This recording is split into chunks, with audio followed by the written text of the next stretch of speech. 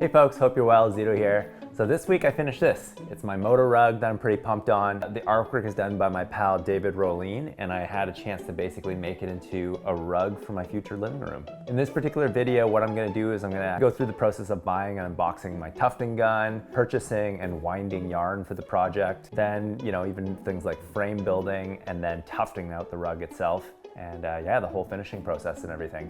And at the very end, we can talk a bit about costs and also what I liked and didn't like about the loop pile gun and stuff. So yeah, pretty hyped on the whole process and definitely pretty stoked on how this thing turned out. After seeing the Vans ads for creativity and also having a lack of being able to find the perfect rug, I just figured why not take this chance and pick up a tufting gun and make the rug of my dreams, if you will. So without further ado, we'll get at this video. Feel free to scroll below into the various sections that you may need. And yeah, I hope you enjoy this. Peace.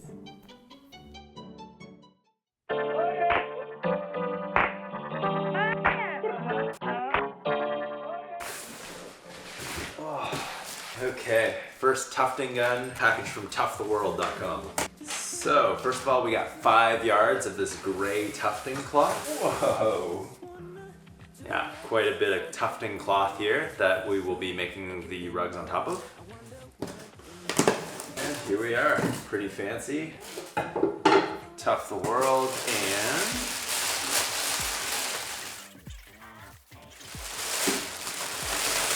there it is. Little loop pile tufting gun. Hey, what you doing? I'm rolling yarn. Why are you doing that? You kind of need to make these rugs because the tufting gun and stuff itself, when you throw these things onto the gun itself without winding them, actually kind of bind up and make it like pretty tricky to actually make your carpet and stuff. So yeah, I'll just be winding away. You pretty much have to wind up 2 balls before going into any one of your sections of the carpet and stuff. Okay, good luck with that. All right, later.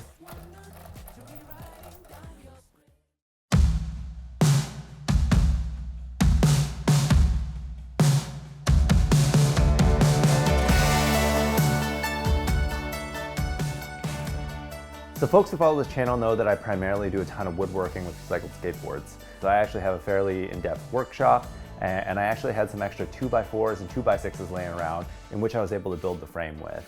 So to put it all together, I actually have a Craig pocket hole jig, and what I did was I created these angled pocket holes into the 2x4s or 2x6s, and then I would basically screw the wood together through those particular holes. So the frame in particular, I was going to basically build a 6-foot by 3.5-foot frame because it basically suited the size of rug that I needed for my living room. It's a pretty basic build, but basically since I had the frame put together, what I would then do with extra 2x6s is that I would use the 2x6s as footings. With an additional piece, I would cut 2 45-degree angled cuts in it, in which I would then attach to the frame and the footing, just so that I could provide a little bit of extra lateral support. And basically with that, you essentially have a frame. So next up is the monk's cloth. So what I actually ended up trying was actually using screws and screwing in the monk's cloth into the frame itself. I was sure to tension the monk's cloth as much as I could between each screw, and I found that worked out really well. Lastly, with my cones of yarn, what I would effectively do is I actually bought these 2 little eyelets from the hardware store, and I basically fed the yarn through the eyelets and then leading to my gun. I did that because it would basically provide the right tension of the yarn to the gun, and I've seen a bunch of people do that on the internet before. It seemed to work really well. To put the yarn through the gun, you put it through the main eyelet up through the top. You'll kind of notice that. And then you take the puller tool, you put it right through the front, and then you pretty much pull the yarn from there, and you bring it right on home, and you're basically ready to go. And this particular tool comes with the gun as well. So from there, once you have the gun set up, the monk's cloth set up, it's time to actually tuft your rug. So putting a decent amount of weight into the cloth itself until it can't go no further, you can basically start from there and you pull the trigger and you pretty much fire along your yarn from there. It's definitely a bit of a learning curve. At first, my first few shots didn't fire properly, but after a little while, you pretty much catch it and you just kind of go from there. I also like to kind of go in bursts. I'll kind of go in bursts of four counts of stitches or something like that, just because I find it's a little more accurate than just bursting straight for a super long line or anything like that. I found that was a really nice way for me to actually make this rug.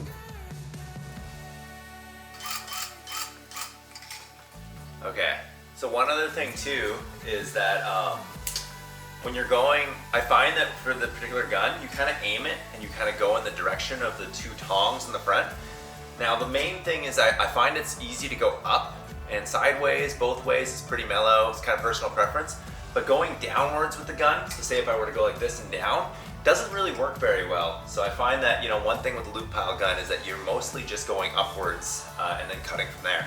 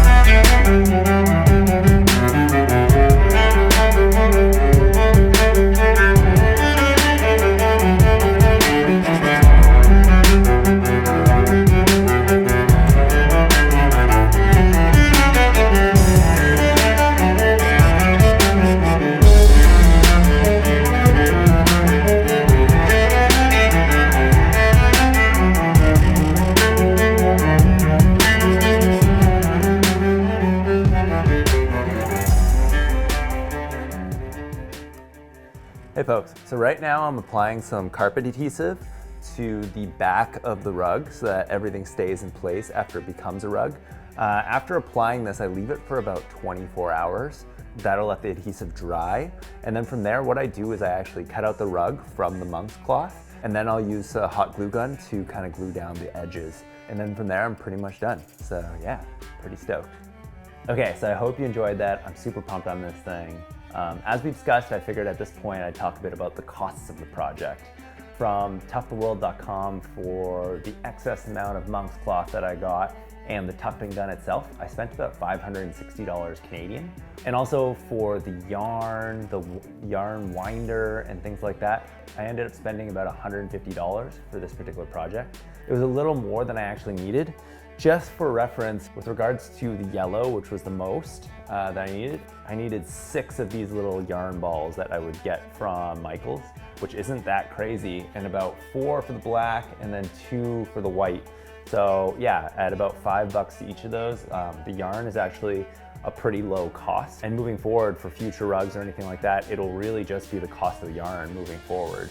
But that said though, my costs ended up being about $760 or $380 for each of the 2 rugs that I made.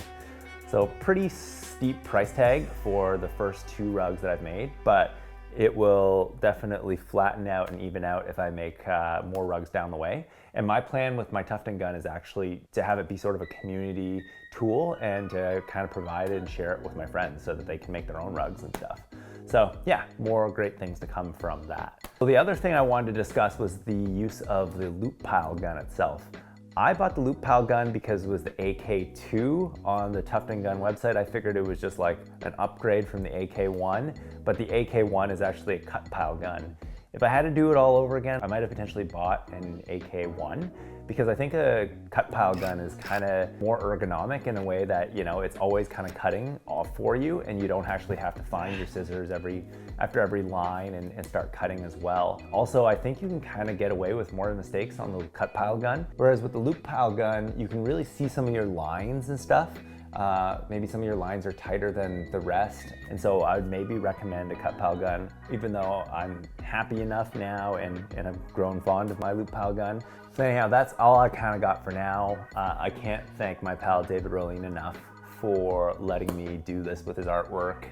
This will forever live basically right here as the centerpiece of my living room here. Furthermore, for the future, I've been a bit busy, but looking forward to eventually getting started on my Airstream, the reno of my Argosy that's sitting out front. And I also got a kit in for a kayak. I was potentially thinking of actually making a recycled skateboards kayak. So I've got a kit that's gonna kind of be many of the parts, but I definitely want to outfit it with skateboards and stuff. So you know, keep an eye out for those future episodes to come. And yeah, thank you so much for checking this out. And again, all the best. Stay safe and love y'all. Peace.